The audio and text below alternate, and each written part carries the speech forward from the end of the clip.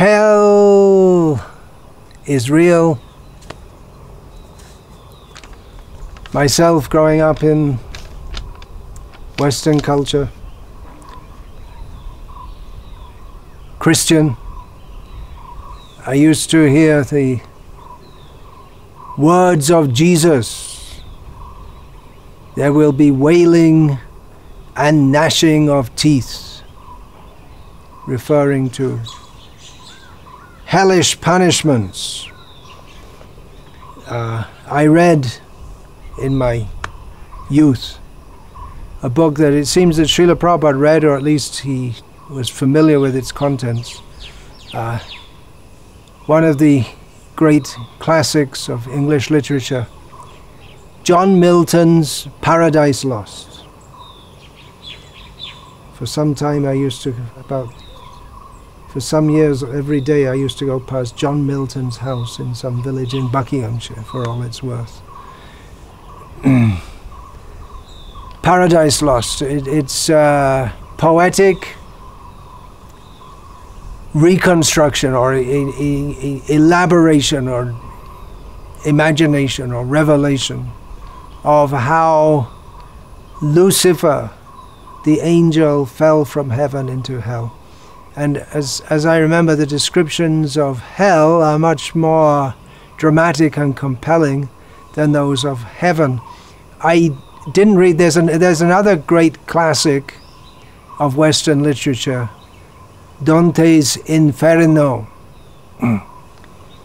which I didn't read, but one of my friends read the English translation, an English translation of it, and he was telling me about it, and he was much struck by that. And we were supposed to believe in it as a pillar of our Christian faith. But there came a point in my life where I disbelieved. I thought, well, how God? Why would God be so unkind? We hear that God is so kind, but this idea of throwing people into hell with terrible suffering, generally the idea is burning in hell.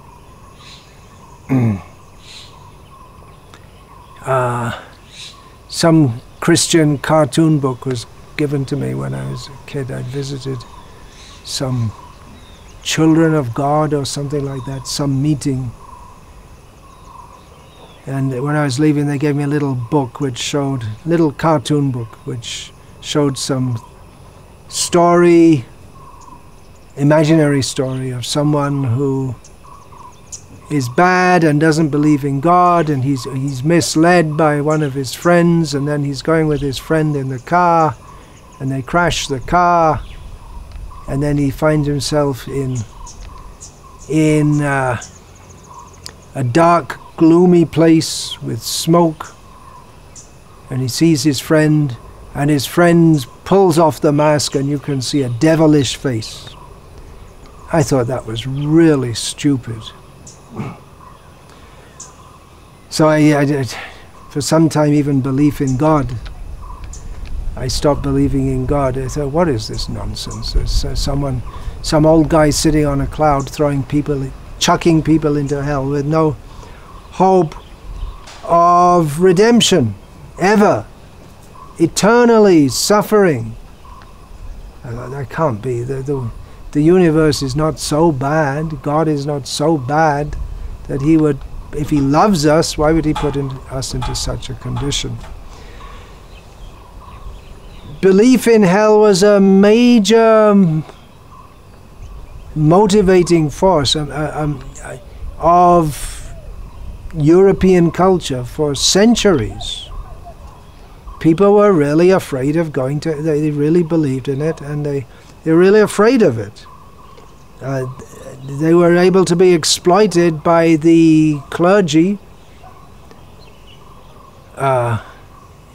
especially that's very famous, to build the superb Vatican City, the Basilica, St. Paul's Cathedral, and to build it, to have all those paintings. cost a huge amount of money. The Vatican, one of their main sources of money was selling indulgences. In other words, if you pay so much, the priesthood, they will forgive you of your sins, and then you don't have to go to hell. And in this way, they're able to raise a lot of money.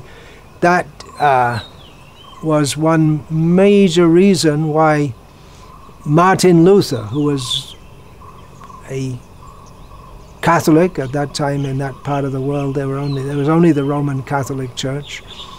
He was a Catholic monk, but he became infuriated with what he saw and what could properly be described as corruption and exploitation within the church. And he was the first, you could say, or anyway, let's keep it simple, the first Protestant.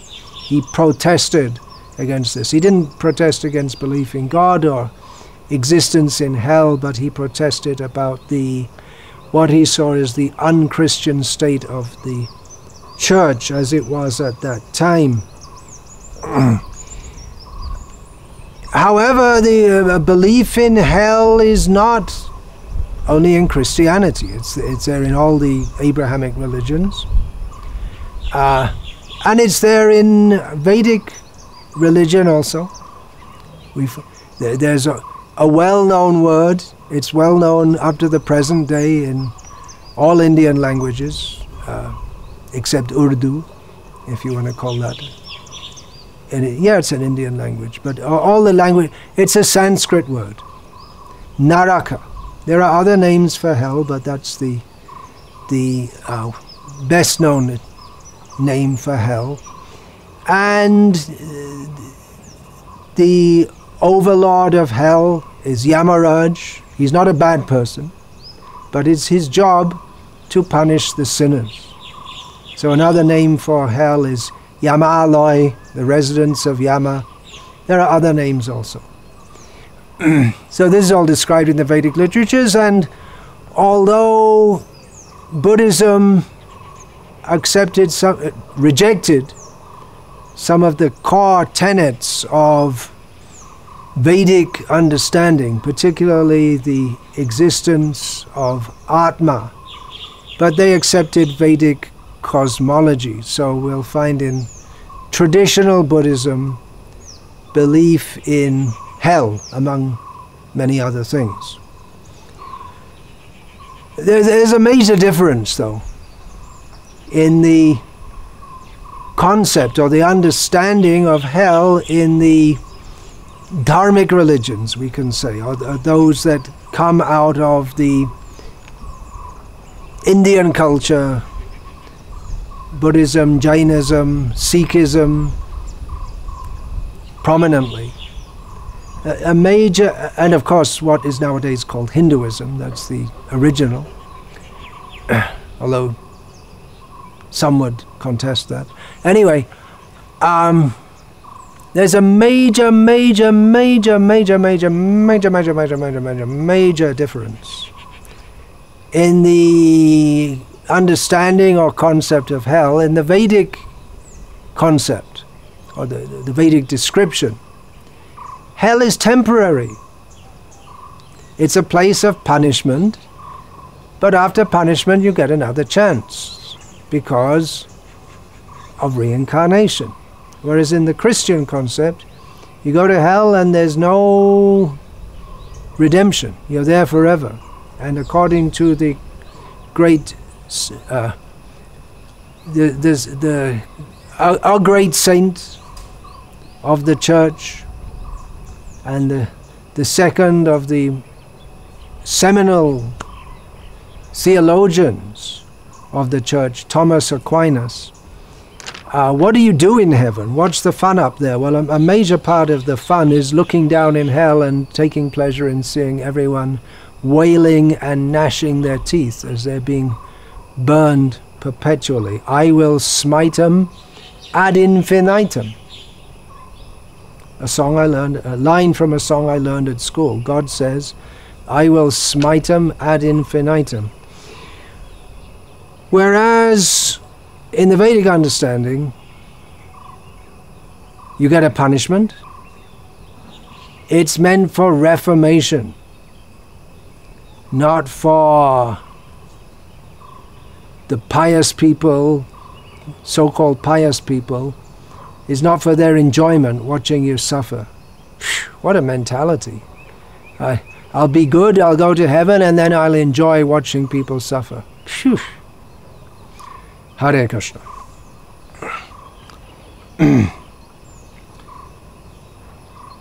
So it's reformatory. Just like in the modern world, there's so many. There's a euphemism for everything. Abortion is tissue removal, for instance. So if we go to prisons in America,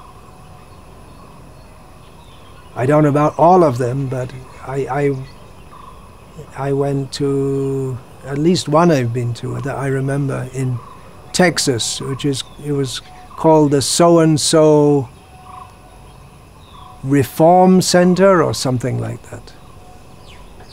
Can't remember. They don't call it a prison. The idea is it's supposed to be some punishment, and in most cases it's temporary. There is also life imprisonment for people who are considered their crime is so bad and they're so dangerous and unreformable that they just have to stay in prison for life. But for others, the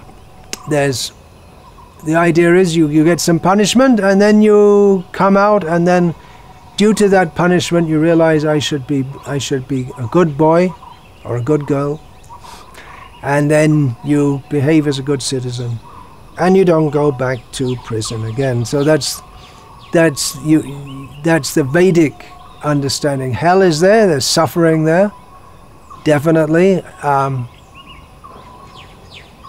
but it's not eternal. But is it real?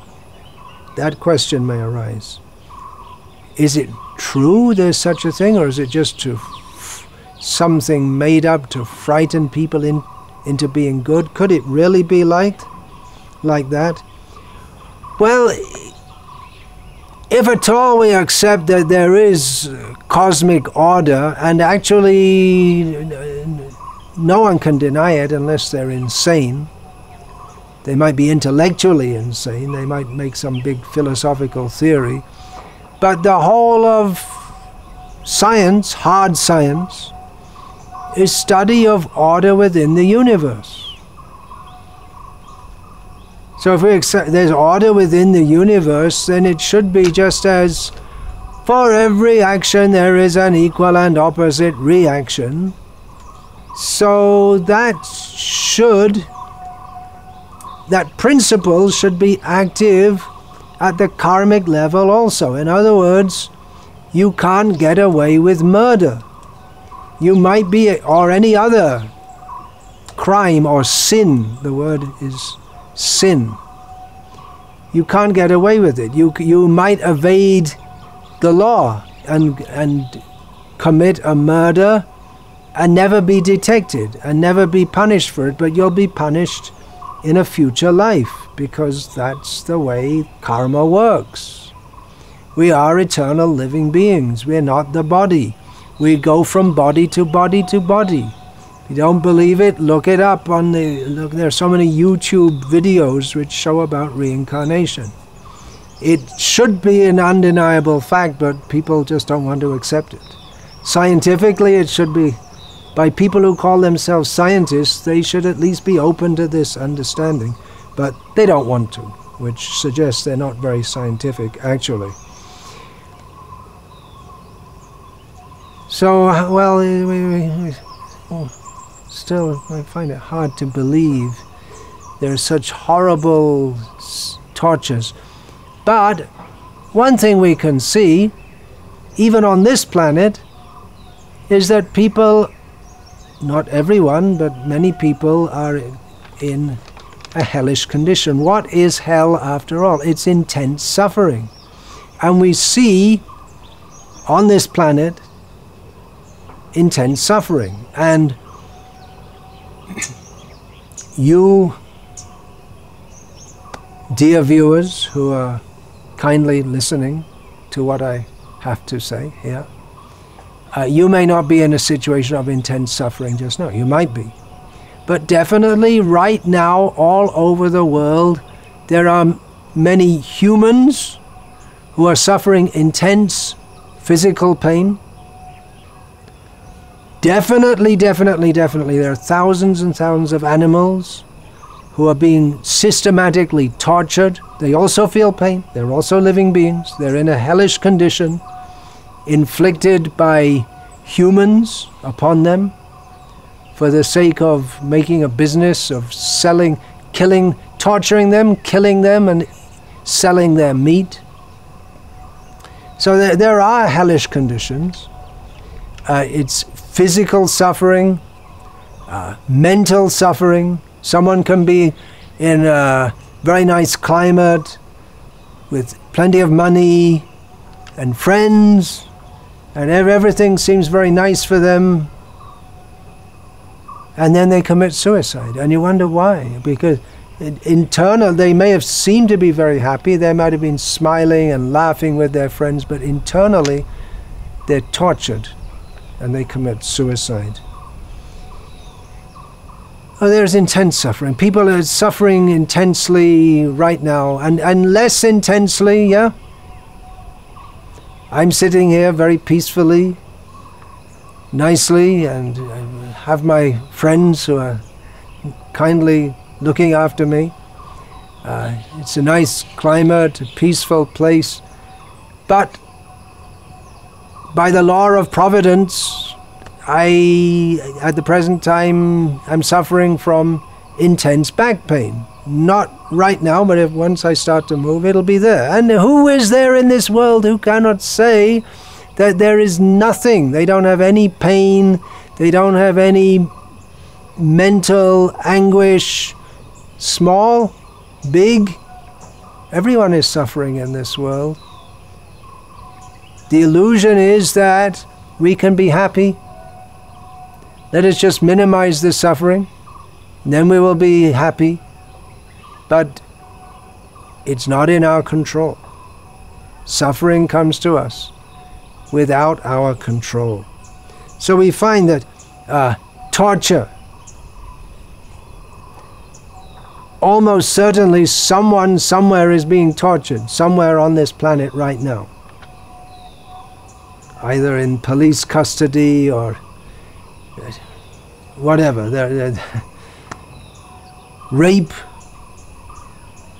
injury, so many road accidents, work accidents, or injury inflicted by others for whatever reason, out of spite, out of rage, disease can be extremely painful. Cancer, so we're told. I don't know, I haven't experienced it in this life. Severe headache, it's a hellish condition. Whatever you do, if someone has severe headache, you can bring them nice food, offer them, if it's a man who's heterosexual, you can offer them a beautiful woman. There's nothing can make them happy, because there's suffering with them, intense suffering. Refugees, how much they suffer. They have to leave their homes due to war or whatever and flee to another land. In most cases they're not welcome. They have to live in subhuman conditions. Mental disease, depression, schizophrenia, manic depression is a pulsating mess. Loneliness, major problem in the world today, in the society in which we're raised to put ourselves first, and then surprise, surprise, we don't care about others and we end up lonely because no one cares about anyone else, unless the others, people are cared about to the extent that one person cares for another to the extent that that other person can give them what they consider to be happiness. So loneliness, major problem. One anecdote from my own life, some years ago, on Oxford Street, one of the most famous roads in the world, Oxford Street in London. We have our Hare Krishna temple there. So one morning, early morning, in the summer, I was going outside to chant Hare Krishna, Krishna Krishna, Hare Hare, Hare Rama, Rama Rama, Hare Hare. It was summer, so it was quite light, even it was before 6 o'clock in the morning. And just walking on one side of the road and hearing some cry of anguish. I turn around and see on the other side of the road one of those homeless people who, what shall we say, decorate or litter, depending on, or they're there. Central London and so many cities of Great Britain, one of those homeless people in a sleeping bag, and maybe waking up to another day of misery and calling out in anguish. No, not to anyone in particular, and didn't seem there was anything in particular that was bothering him, but just his whole existence. Sleep was a release. Waking up means to what? Policeman's boot.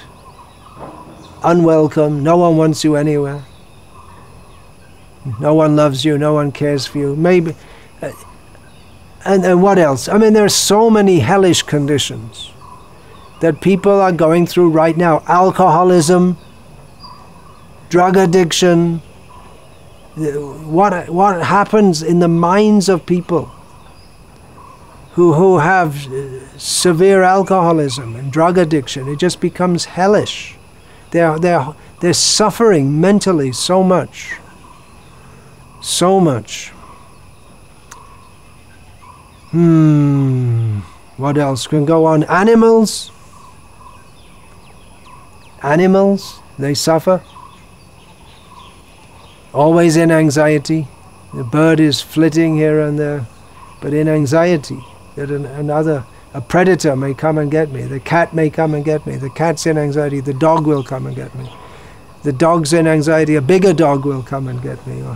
Or a tiger. Nowadays, previously in this area, in this jungle area, there must have been so many tigers. Nowadays, they've all been killed off.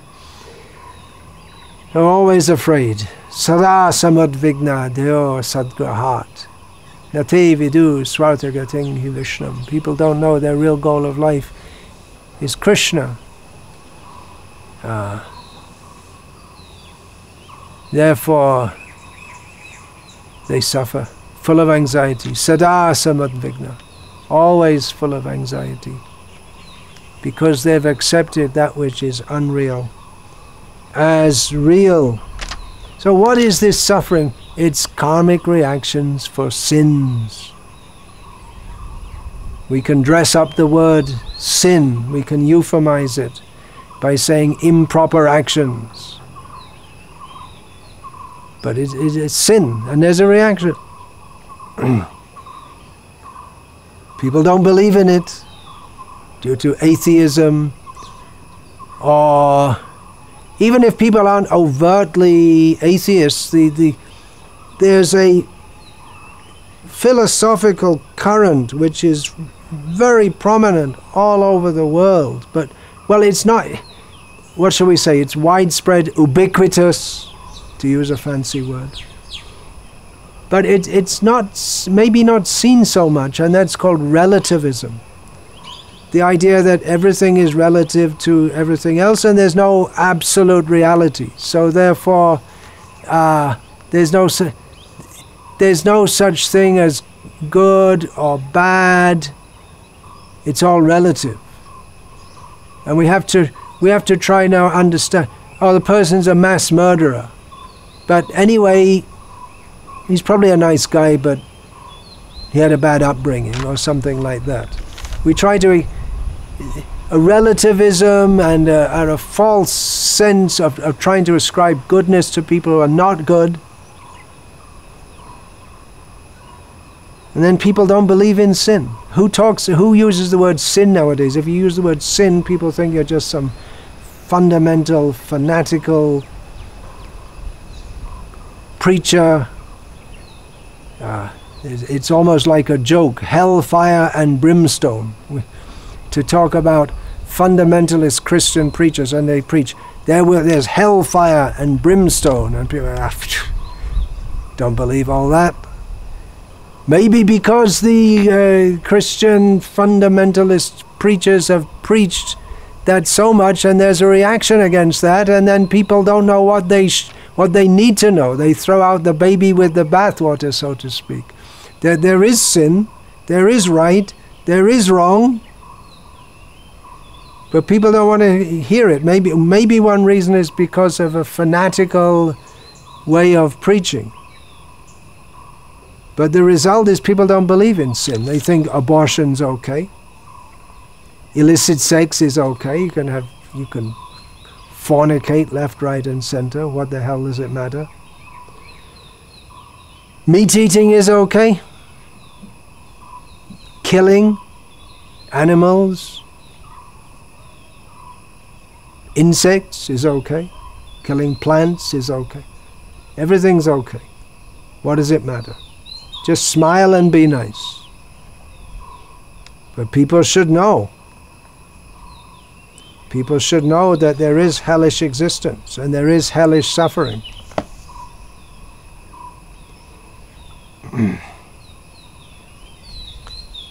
You might think that the descriptions in scripture, I'm talking about the Vedic scripture here, you might think they're exaggerations,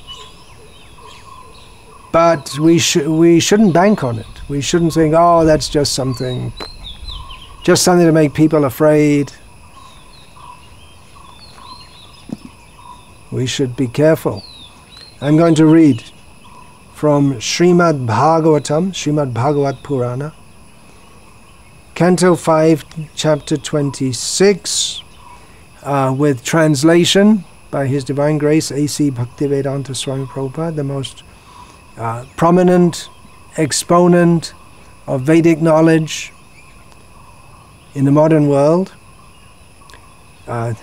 This is an 18,000 verse book, so it's not that it's just dwelling on hell. The Srimad Bhagavatam describes so many things, everything in relation to the Supreme Personality of Godhead, Krishna, but it also describes hellish punishments, and it also describes the easy way to get free from them. But I'm just going to read some of the verses which describe various hells, the punishments meted out there, and what people do to become subject to those punishments, just with the idea of creating some consciousness of this. People should be afraid of doing wrong. Okay, here we go. I'll just be reading for the next few minutes. The destination of a person who slyly cheats another man and enjoys his wife and children is the hell known as Andhatamisra. There his condition is exactly like that of a tree being chopped at its roots.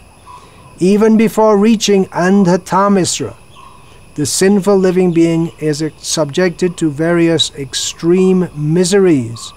These afflictions are so severe that he loses his intelligence and sight. It is for this reason that learned sages call this hell Andhatamisra. A person who accepts his body as his self works very hard, day and night, for money to maintain his own body and the bodies of his wife and children. Doesn't sound too bad, but While working to maintain himself and his family, he may commit violence against other living entities. Such a person is forced to give up his body and his family at the time of death, when he suffers the reaction for his envy of other creatures by being thrown into the hell called Raurava. In this life, an envious person commits violent acts against many living entities. Therefore, after his death, when he is taken to hell by Yamaraja, those living entities who were hurt by him appear as animals called Rurus to inflict very severe pain upon him. Learned scholars call this hell Raurava. Not generally seen in this world, the Ruru is more envious than a snake. Punishment in the hell called Maharaurava is compulsory for a person who maintains his own body by hurting others. In this hell, Ruru animals known as Kravyada torment him and eat his flesh. Watch out, meat eaters. There's more for you to hear. For the maintenance of their bodies and the satisfaction of their tongues, cruel persons cook poor animals and birds alive. Such persons are condemned even by man-eaters. In their next lives they are carried by the Yamadutas to the hell known as Kumbhi Paka, where they are cooked in boiling oil. The killer of a Brahmana is put into the hell known as Kala Sutra, which has a circumference of 80,000 miles and which is made entirely of copper. Heated from below by fire and from above by the scorching sun, the copper surface of this planet is extremely hot. Thus the murderer of a Brahmana suffers from being burned both internally and externally. Internally he is burning with hunger and thirst, and externally he is burning from the scorching of the heat of the sun and the fire beneath the copper surface.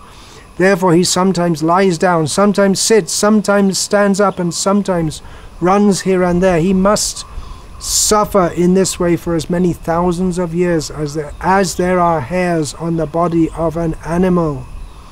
If a person deviates from the path of the Vedas in the absence of an emergency, the servants of Yamaraja put him into the hell called Asipatravana, where they beat him with whips. When he runs hither and thither, fleeing from the extreme pain on all sides, he runs into palm trees with leaves like sharpened swords. Thus injured all over his body and fainting at every step, he cries out, "Oh, what shall I do now? How shall I be saved?" This is how one suffers who deviates from the accepted religious principles. In his next life, a sinful king or governmental representative who punishes an innocent person or who inflicts corporal punishment upon a Brahmana is taken by the Yamadutas to the hell named Sukaramukha, where the most powerful assistants of Yamaraj crush him exactly as one crushes sugarcane to squeeze out the juice. The sinful living entity cries very pitiably and faints, just like an innocent man undergoing punishments. This is the result of punishing a faultless person. By the arrangement of the Supreme Lord, low-grade living beings like bugs and mosquitoes suck the blood of human beings and other animals. Such insignificant creatures are unaware that their bites are painful to the human being.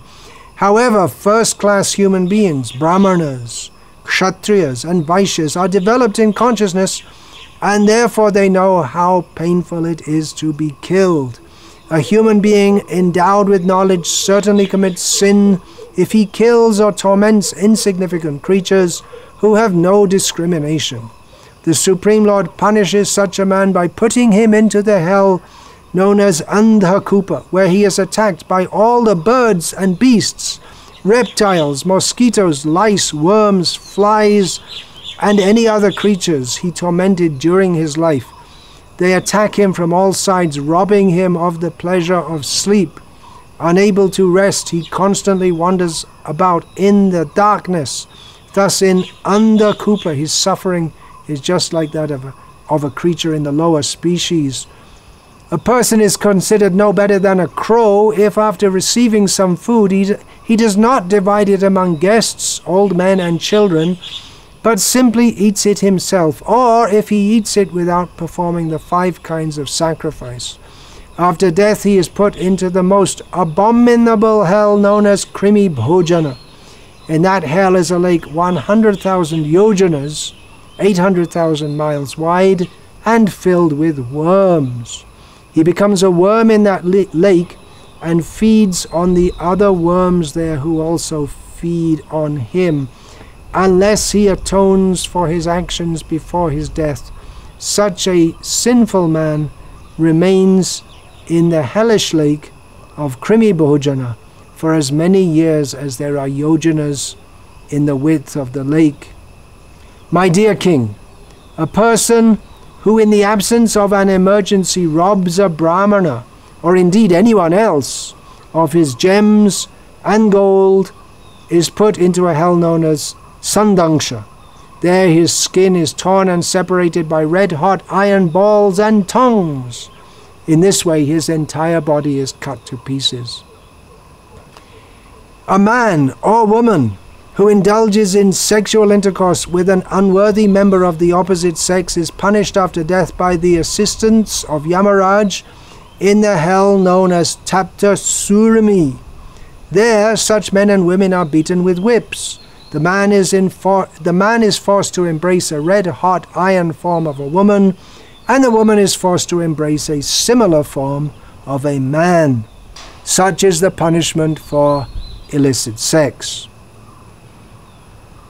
A person who indulges in sex indiscriminately, even with animals, is taken after death to the hell known as Vajrakantaka Shalmali.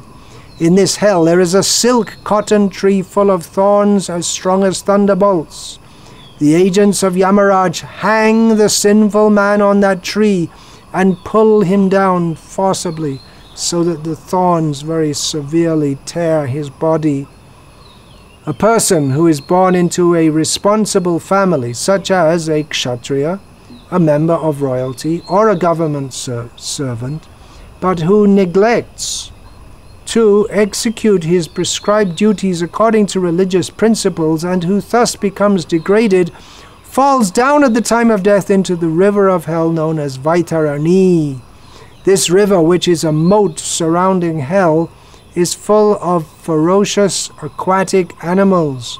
When a sinful man is thrown into the river Vaitarani, the aquatic animals there immediately begin to eat him. But because of his extremely sinful life, he does not leave his body. He constantly remembers his sinful activities and suffers terribly in that river, which is full of stool, urine, pus, blood, hair, nails, bones, marrow, flesh, and fat. The shameless husbands of low-born Shudra women live exactly like animals, and therefore they have no good behavior, cleanliness, or regulated life. After death, such persons are thrown into the hell called Puyoda, where they are put into an ocean filled with pus, stool, urine, mucus, saliva, and similar things. Shudras who could not improve themselves fall into that ocean and are forced to eat these disgusting things. In this life, a man of the higher classes, Brahmana, Kshatriya, and Vaishya, is very fond of taking his pet dogs, mules, or asses into the forest to hunt and kill animals unnecessarily. If in this life he does that, he is placed after death into the hell known as Pranarodha. There the assistants of Yamaraj make him their targets and pierce him with their arrows, tit for tat. A person who in this life is proud of his eminent position and who heedlessly sacrifices animals simply for material prestige is put into the hell called Vishasana after death. There the assistants of Yamaraj kill him after giving him unlimited pain. If a foolish member of the twice-born classes, Brahmana, Kshatriya, and Vaishya, forces his wife to drink his semen out of a lusty desire to keep her under control, he is put after death into the hell known as Lala Bhaksha. There he is thrown into a flowing river of semen, which he is forced to drink. In this world, some persons are professional plunderers who set fire to others' houses or administer poison to them. Also, members of the royalty or government officials sometimes plunder mercantile men by forcing them to pay income tax and by other methods. After death, such demons are put into the hell known as Saramayadana. On that planet there are 720 dogs with teeth as strong as thunderbolts. Under the orders of the agents of Yamaraj, these dogs voraciously devour such sinful people. A person who in this life bears false witness or lies while transacting business or giving charity is severely punished after death by the agents of Yamaraja.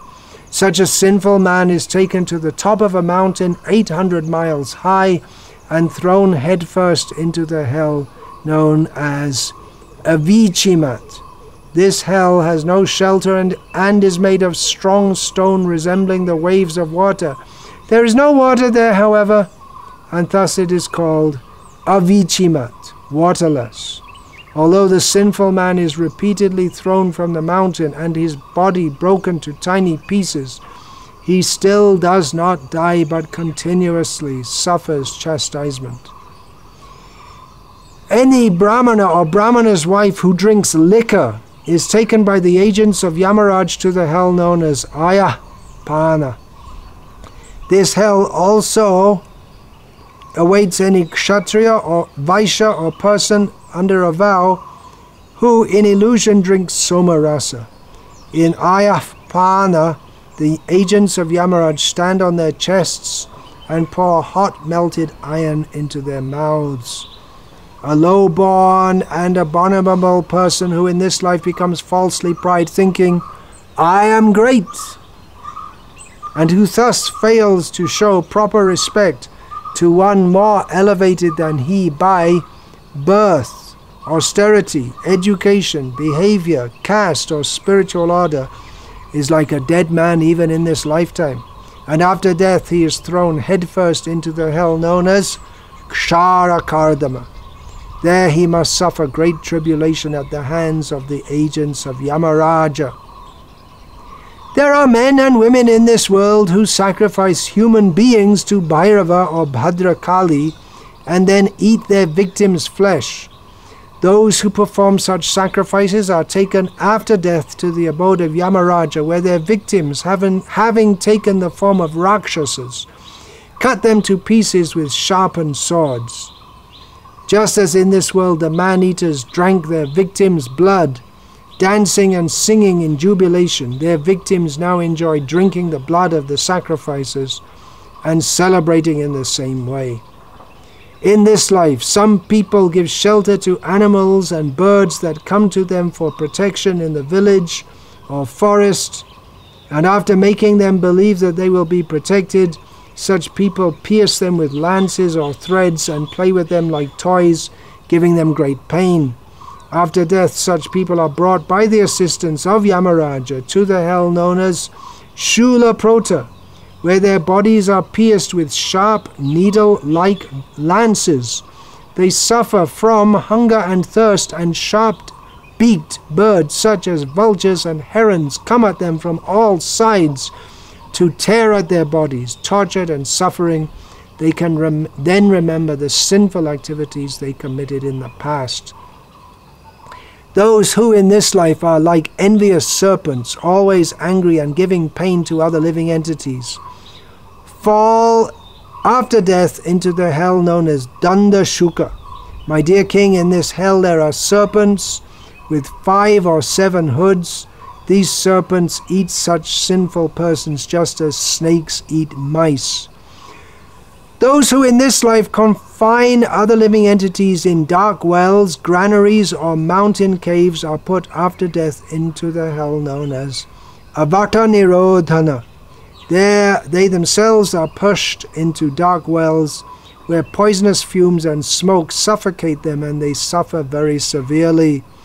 A householder who receives guests or visitors with cruel glances as if to burn them to ashes is put into the hell called Paryavartana, where he is gazed at by hard-eyed vultures, herons, crows, and similar birds, which suddenly swoop down and pluck out his eyes with great force.